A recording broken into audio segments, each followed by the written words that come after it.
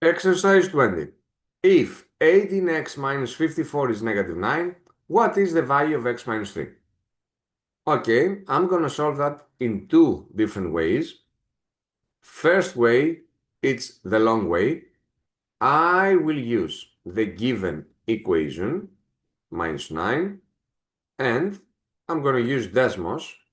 I'm sure you all know how to solve an equation of first degree. So I'm gonna use Desmos. 18x minus 54 is equal to negative 9. Let's see where that solution is here. So the solution is 2.5. So x is 2.5. And now, since I need the x minus 3, that would have been 2.5 minus 3, which is equal to negative 0.5. Or a second way, always in the SAT exercise, there's always a quicker way as well. I will begin by the given equation, but I notice that I need directly the x minus 3.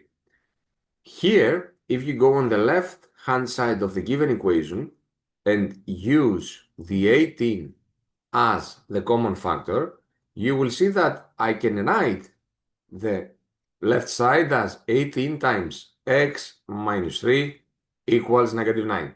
And you can clearly see that I just created the expression that I need to find. So I'm gonna keep it like that, and I will divide both sides by 18. So even if I don't know the exact value of x, I am still able to find what I needed, which is x minus 3 is minus 0.5. Any way works with you. If you want to be more confident, choose the first one.